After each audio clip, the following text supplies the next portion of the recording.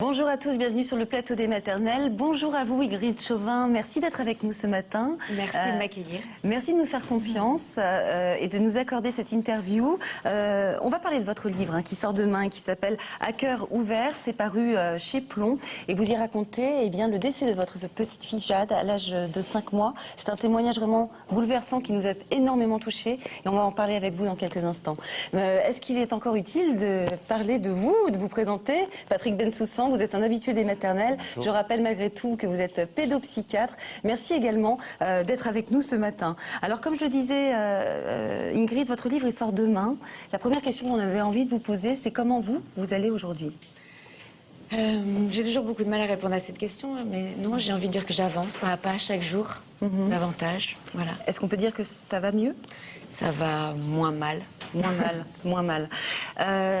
Vous avez écrit ce livre, vous avez communiqué pas mal autour du décès de votre petite fille, notamment je pense aux réseaux sociaux, dans certains médias. Vous nous faites confiance ce matin et vous communiquez chez nous. Est-ce que d'en parler, c'est une façon d'avancer, d'aller mieux et d'exorciser justement la douleur? En parler, c'est extrêmement compliqué pour moi, mais en tout cas, l'exercice d'écriture a été un bon exutoire, c'était quelque chose de salvateur. Et j'ai pensé justement en écrivant, j'ai espéré que ça m'apaiserait un peu. Ça a été le cas. Et c'est le cas. Donc c'est quelque chose que je recommande, peu importe que les écrits soient édités ou non. Je pense que le simple fait de mettre des mots sur sa douleur et voilà, moi j'étais comme engluée, paralysée, enfermée dans cette douleur et c'est vrai que malgré tout, ça m'a apporté, ça m'a fait du bien. Ça vous a fait du bien. Vous en avez parlé très tôt, aussi sur les réseaux sociaux, je pense, dans les médias. Ça aussi, ça vous a fait du bien, justement, de pouvoir en parler très vite? J'en ai parlé très vite parce que j'ai reçu vraiment des milliers de messages. Il y a eu une mobilisation absolument incroyable et qui m'a touchée au plus profond. Donc voilà, j'ai eu envie de partager, j'ai envie de remercier toutes ces personnes qui se sont mobilisées pour essayer de m'apporter leur soutien. Aujourd'hui, la chose s'inverse dans le sens où je reçois moi des messages de parents qui subissent cette même terrible épreuve. Et c'est aussi pour eux que vous faites ce livre. Voilà, exactement, c'est un partage. Je ne suis pas sûre de pouvoir apporter quoi que ce soit. On ne peut pas guérir, je pense, de cette douleur. Peut-être que monsieur nous dira le contraire. Enfin, moi, je parle vraiment de ce que je ressens en tant que maman. Mais en tout cas, voilà, partager ne guérit pas forcément, mais peut-être permet d'apaiser et au moins de se sentir compris. Et peut-être moins seul pour les gens. Moins seul, voilà. Patrick, vous partagez cette idée, c'est-à-dire de quoi ont besoin ces parents qui vivent un traumatisme qui va s'installer dans la durée? De quoi ils ont besoin dans un premier temps? Cette notion de partage, d'écoute, avec des parents qui ont vécu des situations tout aussi dramatiques, qu'est-ce que ça apporte à ce moment-là? Je crois qu'ils ont vraiment besoin d'être soutenus et de partager ces choses-là avec quelqu'un, voire quelques-uns. C'est-à-dire que c'est quand même une expérience qui renvoie à une grande solitude dans ce qui peut se vivre et se ressentir. Et c'est important à ce moment-là, comme vous le dites, qu'on soit entouré, qu'on soit porté, qu'on soit même supporté dans le sens le plus noble de ce terme-là. Parce que on a l'impression sûrement que tout s'écroule, que plus rien n'existe. On se pose des tas de questions sur le pourquoi, le comment, l'avenir, etc. Et d'avoir l'ouverture de quelqu'un qui est là et qui nous accompagne, même si c'est quelque chose dont on ne peut pas imaginer vraiment la vraie présence. Non, de toute façon, ça, c'est important, je crois. Ingrid, dans ce livre, vous racontez cette épreuve, le rapport avec cette petite qui avait un problème cardiaque, vous l'expliquez dans le livre. On vous voit, comme on a entendu souvent d'ailleurs des parents ici nous raconter l'hôpital, la difficulté de faire lien quand il y a autant de machines. On vous lit vous battre pour ces quelques grammes qu'il faut gagner parce qu'il faut qu'elle grossisse, qu'elle aille mieux pour pouvoir être opérée. Vous allez jusque les différentes opérations parce qu'il y en a eu plusieurs. Et puis il y a ce jour du 25 mars. À ce moment-là, vous êtes chez vous. Vous êtes rentré chez vous, c'était une forme d'apaisement derrière l'hôpital. Bien sûr. Vous étiez bien. Bien sûr, on était à la maison depuis à peu près un mois et on avait cette chance de pouvoir vivre comme tous les parents. Et puis, surtout 4 jours auparavant, on était encore chez le cardiologue pour une visite de contrôle. Et cette phrase qui restera, je pense, à jamais gravée dans mon esprit, était de s'entendre dire, voilà, ne vous inquiétez pas, il ne se passera jamais rien à la maison. Donc, voilà, Jade devait grossir, prendre des forces pour appréhender au mieux cette intervention délicate et importante. Mais alors, vous dites qu'à ce moment-là, vous étiez chez vous, avec elle, etc. Et vous avez quand même senti qu'il y avait quelque chose de bizarre. Vous êtes déjà en alerte. Elle est couchée dans sa chambre à ce moment-là et vous percevez qu'il y a quelque chose qui ne va pas. Oui, parce que les sons deviennent différents, sa présence devient différente. Et donc, après, voilà, c'est peut-être le simple instinct maternel, en tout cas quelque chose qui m'a amenée et appelée dans sa direction. Elle était pas très loin, elle était à 3 mètres, mais effectivement, il y a eu une atmosphère différente. Ouais, et là, vous sentez qu'elle est en train de partir. Il se passe quelque chose et j'avoue que j'ai eu cette lueur d'espoir et j'ai cru à un miracle quelques secondes en imaginant qu'effectivement son cœur justement s'apaisait parce qu'avec sa pathologie, Jade avait un rythme cardiaque accéléré par rapport aux autres enfants. C'était sa petite particularité et voilà, le fait qu'elle ait eu ce petit cerclage 2 mois auparavant, une fraction de seconde, j'ai pu imaginer que effectivement, voilà, les choses allaient mieux.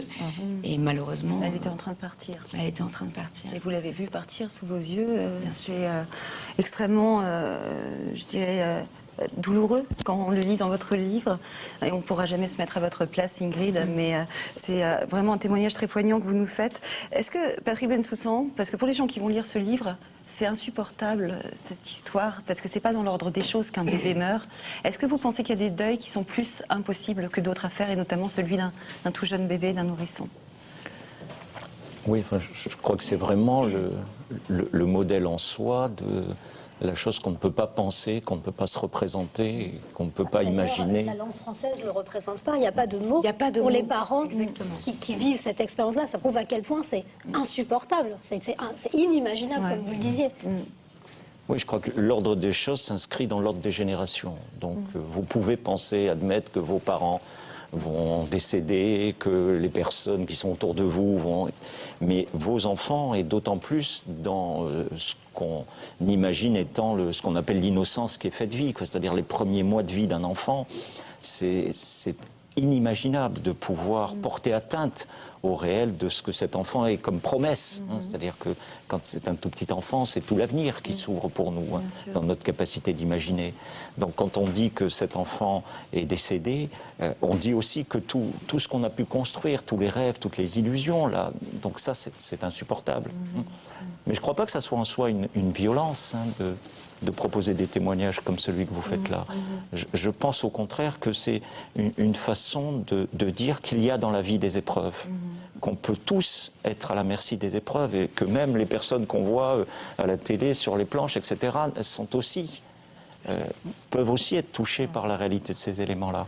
Et qu'à partir de là, c'est une façon aussi de témoigner, on vit ensemble, quelque chose qu'on peut partager ensemble, et que cette communion-là, dans la rencontre à partir d'un écrit, c'est au contraire quelque chose qui donne de la force aux gens qui peuvent lire ça. Justement, vous, Ingrid, vous avez repris après les tournages très rapidement. Là, vous êtes au théâtre. Est-ce que pour vous, le travail comme ça, c'est une façon de tenir debout ?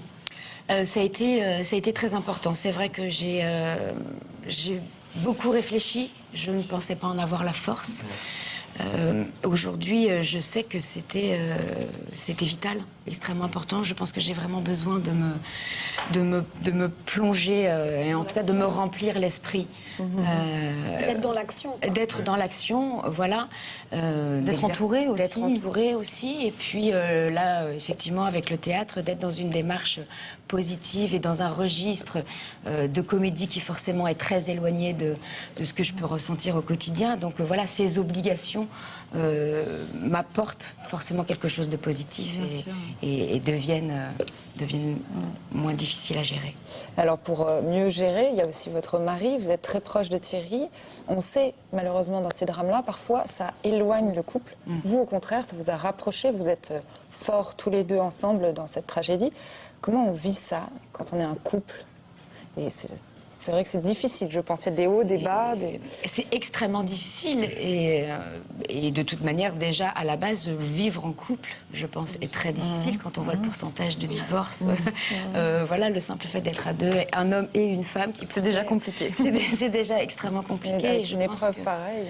Et je pense qu'avec une épreuve pareille, effectivement, soit on en ressort soudé et scellé à jamais, comme je le décris dans le livre, ou alors le couple explose.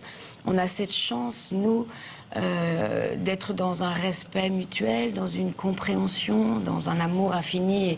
Et cet amour, justement, qui nous unit, celui que nous portons à notre fille. Et c'est beaucoup d'écoute, beaucoup de respect. Et vous le vivez différemment, tous les deux?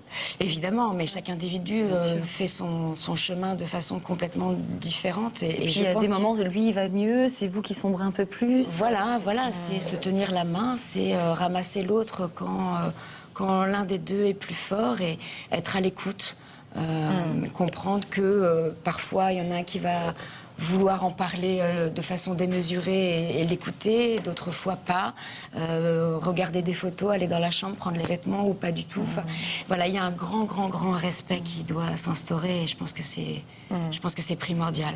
Il y a un amour qui est effectivement extrêmement fort, qui est débordant dans votre livre. Et vous dites que c'est l'homme avec qui vous avez rêvé de fonder une famille, vous rêvez que cette famille existe. Vous avez toujours eu envie, cette idée d'adopter. Avant même Jade, vous avez l'agrément d'adoption. Il y a quelques mois. D'où vous vient cette idée si ancienne finalement? Vous étiez toute jeune. J'étais toute jeune, c'est vrai, mais je crois que ma grand-mère avait déjà évoqué ce désir. C'est quelque chose qui était inscrit un petit peu dans nos paroles, dans nos discussions avec ma grand-mère qui est si proche de moi. Et c'est vrai que voilà, je pense que j'ai développé cette envie et ce besoin d'une grande famille. J'ai eu envie d'avoir des enfants naturels, j'ai eu envie par amour d'adopter des enfants qui n'ont pas la chance d'avoir un foyer et des parents. Oui, c'est vraiment un acte d'amour, en fait. Que vous avez envie de faire peut-être prochainement grâce à cet agrément. Je l'espère. Ouais. On peut peut-être imaginer, est-ce que vous y pensez, peut-être retomber enceinte un jour ou c'est inimaginable? C'est pas quelque chose que j'exclus, évidemment. Maintenant, je suis pas sûre que Dame Nature vous le permette me le permette. Oui, c'est vrai. Évidemment, je suis encore dans la comparaison avec ma fille. Je pense qu'avoir justement des jumeaux peut-être m'aiderait aussi. Et après, voilà, il y a plein de questions qui se posent. Est-ce que j'ai pas envie de garder l'exclusivité pour ma fille? Enfin, tout ça est très, tout ça est très frais. Et en même temps, voilà, j'en crève d'envie. Et vous accueillerez la vie comme elle se présentera, peut-être par le biais de l'adoption ou par le biais d'une grossesse. Voilà. Mais c'est la question que ce ne sera jamais un enfant de remplacement. Voilà, c'était la question que je voulais poser à Patrick. On parle souvent aussi de ces enfants qui viennent après le drame, et la question est de savoir comment faire en sorte que cet enfant qui pourrait venir après le drame soit justement, comme le disait Nathalie, pas un enfant de remplacement. Chaque enfant est unique, chaque histoire est différente. Oui, tous les enfants sont uniques et tous les enfants sont des enfants de remplacement. Donc c'est un peu compliqué de pouvoir essayer de discuter là-dessus parce qu'on porte tous des rêves d'enfants dans notre tête. Et on a tous idée que quand on aura un enfant, il sera comme ci ou comme ça, il ressemblera à un tel, il sera un peu un mélange de celui-là, etc. Et l'enfant qui naît n'est jamais celui-là. Mais donc, de fait, il vient remplacer cet enfant du rêve qu'on n'a pas eu. Bien sûr. Et s'il est vraiment un petit peu trop différent de cet enfant du rêve, on espère que le prochain sera un peu plus proche, etc.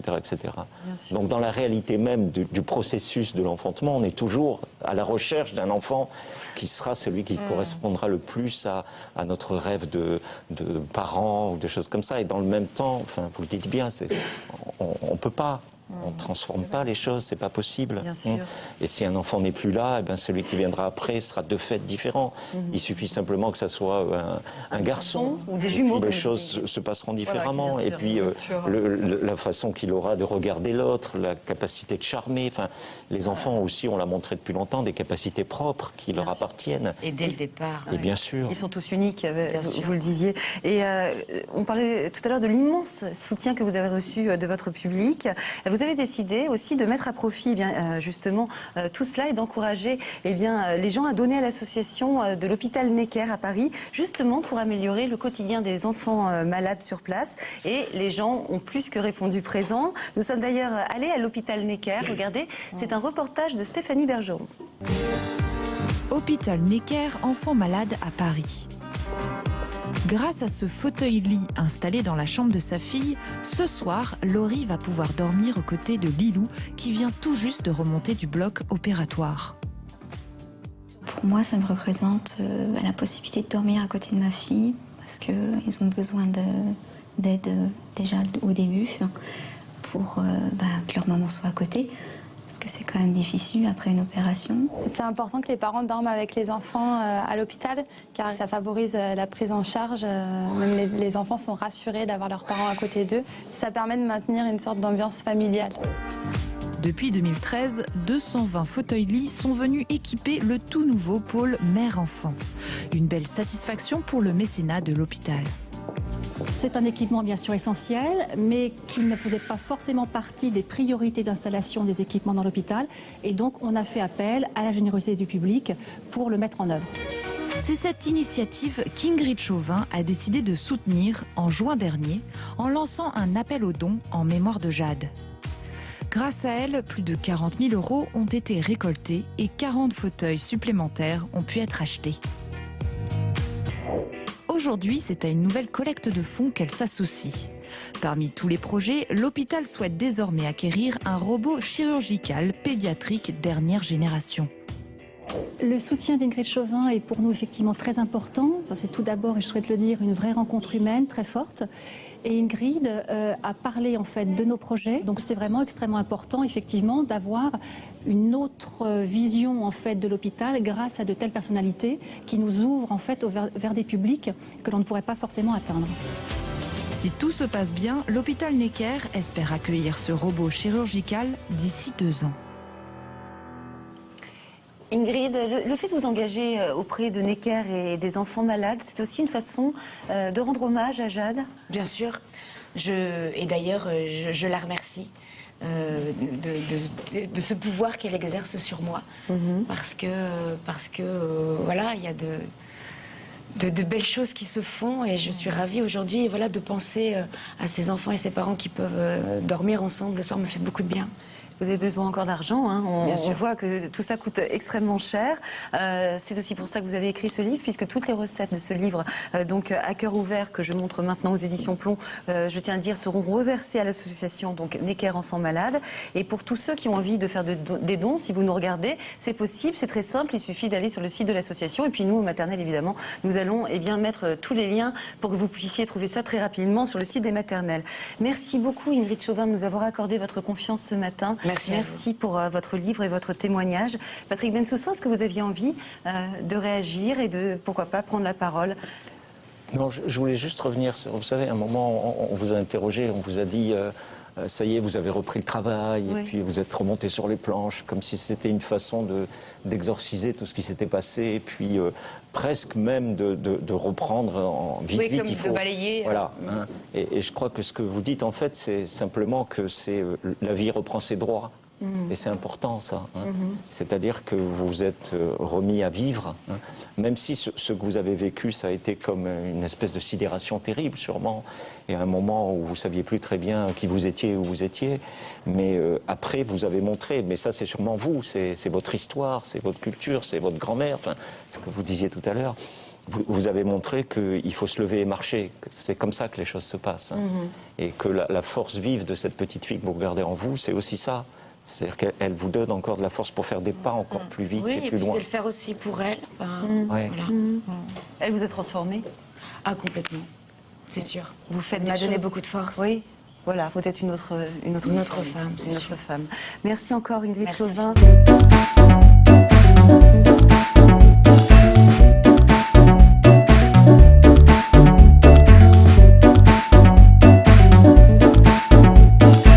Bonjour à tous, bienvenue sur le plateau des maternelles. Bonjour à vous Ingrid Chauvin, merci d'être avec nous ce matin. Merci de m'accueillir. Merci de nous faire confiance et de nous accorder cette interview. On va parler de votre livre qui sort demain, qui s'appelle « À cœur ouvert ». C'est paru chez Plon et vous y racontez le décès de votre petite fille Jade à l'âge de 5 mois. C'est un témoignage vraiment bouleversant qui nous a énormément touchés et on va en parler avec vous dans quelques instants.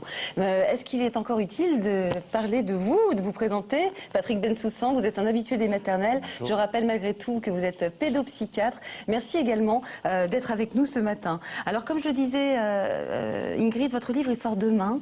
La première question qu'on avait envie de vous poser, c'est comment vous allez aujourd'hui? J'ai toujours beaucoup de mal à répondre à cette question, mais non, j'ai envie de dire que j'avance pas à pas chaque jour, davantage. Voilà. Est-ce qu'on peut dire que ça va mieux? Ça va moins mal. Moins mal. Vous avez écrit ce livre, vous avez communiqué pas mal autour du décès de votre petite fille, notamment je pense aux réseaux sociaux, dans certains médias. Vous nous faites confiance ce matin et vous communiquez chez nous. Est-ce que d'en parler, c'est une façon d'avancer, d'aller mieux et d'exorciser justement la douleur? En parler, c'est extrêmement compliqué pour moi, mais en tout cas, l'exercice d'écriture a été un bon exutoire, c'était quelque chose de salvateur. Et j'ai pensé justement en écrivant, j'ai espéré que ça m'apaiserait un peu. Ça a été le cas. Et c'est le cas. Donc c'est quelque chose que je recommande, peu importe que les écrits soient édités ou non. Je pense que le simple fait de mettre des mots sur sa douleur et voilà, moi j'étais comme engluée, paralysée, enfermée dans cette douleur et c'est vrai que malgré tout, ça m'a apporté, ça m'a fait du bien. Ça vous a fait du bien. Vous en avez parlé très tôt, aussi sur les réseaux sociaux, je pense, dans les médias. Ça aussi, ça vous a fait du bien, justement, de pouvoir en parler très vite? J'en ai parlé très vite parce que j'ai reçu vraiment des milliers de messages. Il y a eu une mobilisation absolument incroyable et qui m'a touchée au plus profond.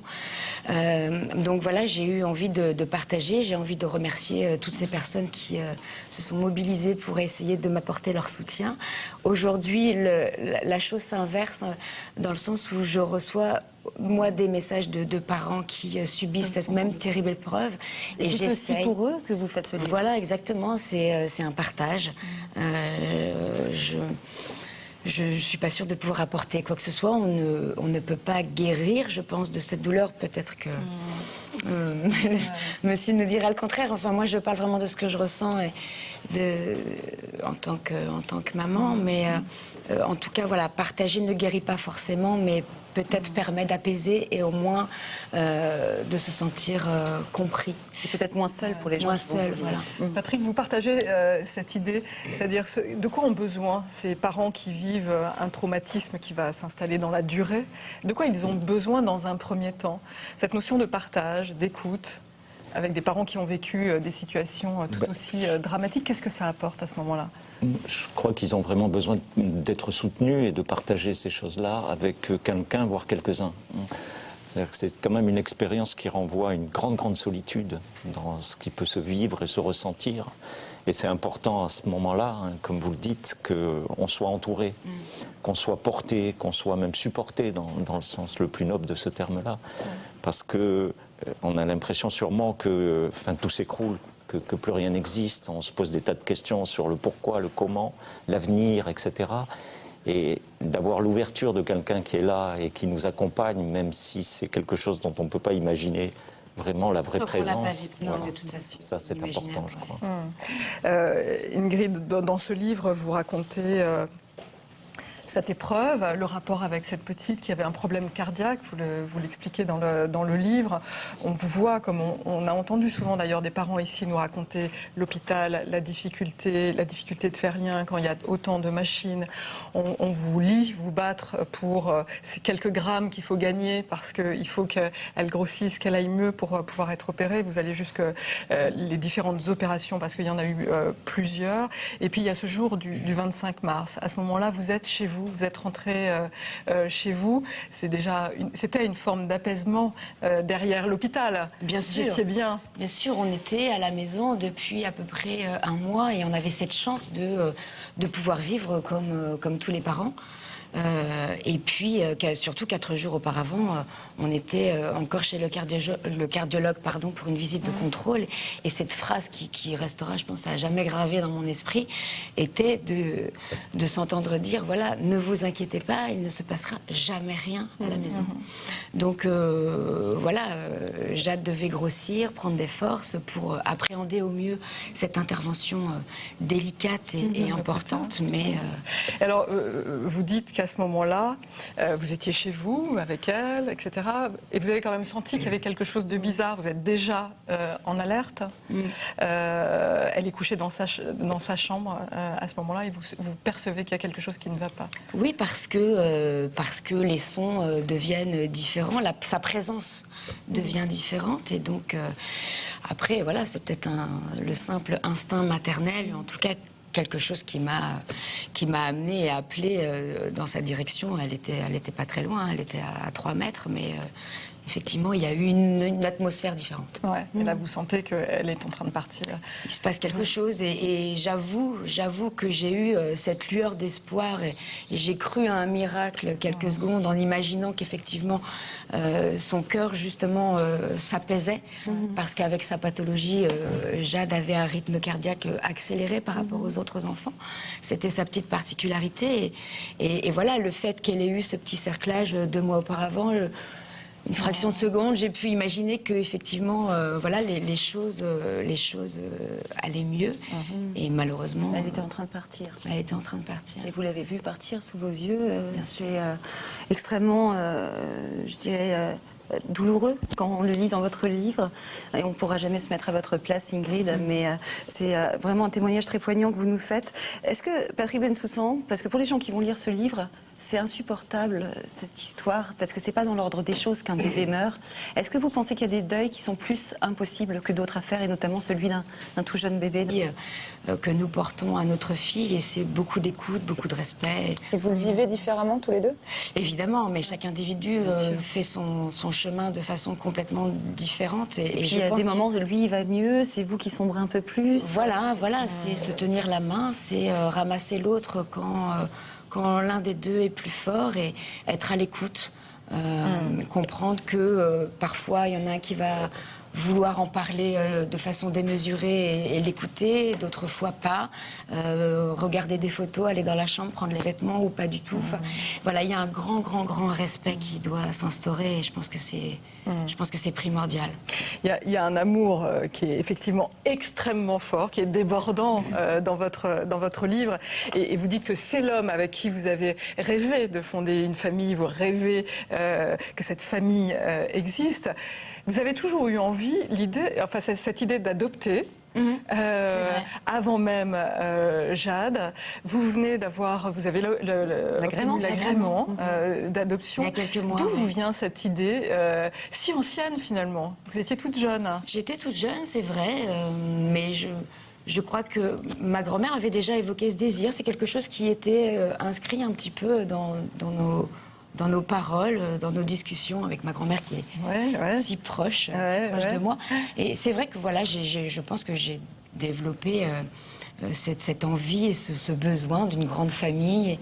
J'ai eu envie d'avoir des enfants naturels, j'ai eu envie par amour d'adopter des enfants qui n'ont pas la chance d'avoir un foyer et des parents. Oui, c'est vraiment un acte d'amour en fait. Que vous avez envie de faire peut-être prochainement grâce à cet agrément. Je l'espère. Ouais. On peut peut-être imaginer, est-ce que vous y pensez, peut-être retomber enceinte un jour ou c'est inimaginable? C'est pas quelque chose que j'exclus, évidemment. Maintenant, je suis pas sûre que Dame Nature vous le permette. Me le permette, oui, c'est vrai. Évidemment, je suis encore dans la comparaison avec ma fille. Je pense qu'avoir justement des jumeaux peut-être m'aiderait aussi. Et après, voilà, il y a plein de questions qui se posent. Est-ce que j'ai pas envie de garder l'exclusivité pour ma fille? Enfin, tout ça est très, tout ça est très frais. Et en même temps, voilà, j'en crève d'envie. Et vous accueillerez la vie comme elle se présentera, peut-être par le biais de l'adoption ou par le biais d'une grossesse. Voilà. Mais c'est en tout cas, ce ne sera jamais un enfant de remplacement. Voilà, c'était la question que je voulais poser à Patrick. On parle souvent aussi de ces enfants qui viennent après le drame, et la question est de savoir comment faire en sorte que cet enfant qui pourrait venir après le drame soit justement, comme le disait Nathalie, pas un enfant de remplacement. Chaque enfant est unique, chaque histoire est différente. Oui, tous les enfants sont uniques et tous les enfants sont des enfants de remplacement. Ah. Donc c'est un peu compliqué de pouvoir essayer de discuter là-dessus parce qu'on porte tous des rêves d'enfants dans notre tête. Et on a tous idée que quand on aura un enfant, il sera comme ci ou comme ça, il ressemblera à un tel, il sera un peu un mélange de celui-là, etc. Et l'enfant qui naît n'est jamais celui-là. Mais donc, de fait, il vient remplacer cet enfant du rêve qu'on n'a pas eu. Bien sûr. Et s'il est vraiment un petit peu trop différent de cet enfant du rêve, on espère que le prochain sera un peu plus proche, etc. etc. Donc, dans la réalité même du processus de l'enfantement, on est toujours à la recherche d'un enfant qui sera celui qui correspondra le plus à notre rêve de parents ou de choses comme ça. Et dans le même temps, enfin, vous le dites bien, on ne peut pas. On ne transforme pas les choses, c'est pas possible. Bien sûr. Et si un enfant n'est plus là, eh bien celui qui viendra après sera de fait différent. Il suffit simplement que ça soit un garçon. Ou des jumeaux. Et puis les choses se passeront différemment. Voilà, et puis la façon qu'il aura de regarder l'autre, la capacité de charmer. Enfin, les enfants aussi, on l'a montré depuis longtemps, des capacités propres qui leur appartiennent. Et dès le départ. Et bien sûr. Ils sont tous uniques, vous le disiez. Et on parlait tout à l'heure de l'immense soutien que vous avez reçu de votre public. Vous avez décidé aussi de mettre à profit justement tout cela et d'encourager les gens à donner à l'association de l'hôpital Necker à Paris, justement pour améliorer le quotidien des enfants malades sur place. Et les gens ont plus que répondu présent. Nous sommes d'ailleurs allés à l'hôpital Necker. Regardez, c'est un reportage de Stéphanie Bergeron. Hôpital Necker, enfants malades à Paris. Grâce à ce fauteuil-lit installé dans la chambre de sa fille, ce soir, Laurie va pouvoir dormir aux côtés de Lilou, qui vient tout juste de remonter du bloc opératoire. Pour moi, ça me représente la possibilité de dormir à côté de ma fille, parce qu'ils ont besoin d'aide déjà au début, pour que leur maman soit à côté. Parce que c'est quand même difficile après une opération. C'est important que les parents dorment avec les enfants à l'hôpital, car ça favorise la prise en charge. Même les enfants sont rassurés d'avoir leurs parents à côté d'eux. Ça permet de maintenir une sorte d'ambiance familiale. Depuis 2013, 220 fauteuils-lits sont venus équiper le tout nouveau pôle mère-enfant. Une belle satisfaction pour le mécénat de l'hôpital. C'est un équipement bien sûr essentiel, mais qui ne faisait pas forcément partie des priorités d'installation des équipements dans l'hôpital. Et donc on a fait appel à la générosité du public pour le mettre en œuvre. C'est cette initiative qu'Ingrid Chauvin a décidé de soutenir en juin dernier en lançant un appel aux dons en mémoire de Jade. Grâce à elle, plus de 40 000 € ont été récoltés et 40 fauteuils supplémentaires ont pu être achetés. Aujourd'hui, c'est à une nouvelle collecte de fonds qu'elle s'associe. Parmi tous les projets, l'hôpital souhaite désormais acquérir un robot chirurgical pédiatrique dernière génération. Le soutien d'Ingrid Chauvin est pour nous effectivement très important. Enfin, c'est tout d'abord, et je souhaite le dire, une vraie rencontre humaine très forte. Et Ingrid a parlé en fait de nos projets. Donc c'est vraiment extrêmement important effectivement d'avoir une autre vision en fait de l'hôpital grâce à de telles personnalités qui nous ouvrent en fait vers des publics que l'on ne pourrait pas forcément atteindre. Si tout se passe bien, l'hôpital Necker espère accueillir ce robot chirurgical d'ici 2 ans. Ingrid, le fait de vous engager auprès de Necker et des enfants malades, c'est aussi une façon de rendre hommage à Jade? Bien sûr. Et d'ailleurs, je la remercie de ce pouvoir qu'elle exerce sur moi. Parce que voilà, il y a de belles choses qui se font et je suis ravie aujourd'hui de penser à ces enfants et ces parents qui peuvent dormir ensemble le soir me fait beaucoup de bien. Vous avez besoin encore d'argent nourrisson? Oui, enfin, je crois que c'est vraiment le modèle en soi de la chose qu'on ne peut pas penser, qu'on ne peut pas se représenter, qu'on ne peut pas imaginer. La langue française ne le représente pas, il n'y a pas de mots pour les parents qui vivent cette expérience-là. Ça prouve à quel point c'est insupportable, c'est inimaginable, comme vous le disiez.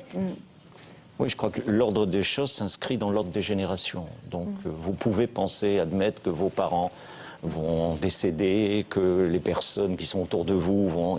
Mais vos enfants, et d'autant plus dans ce qu'on imagine étant ce qu'on appelle l'innocence qui est faite vie, c'est-à-dire les premiers mois de vie d'un enfant, c'est inimaginable de pouvoir porter atteinte au réel de ce que cet enfant est comme promesse. C'est-à-dire que quand c'est un tout petit enfant, c'est tout l'avenir qui s'ouvre pour nous, dans notre capacité d'imaginer.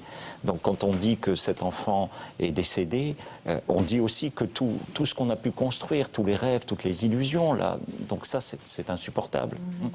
Mais je ne crois pas que ça soit en soi une violence de proposer des témoignages comme celui que vous faites là.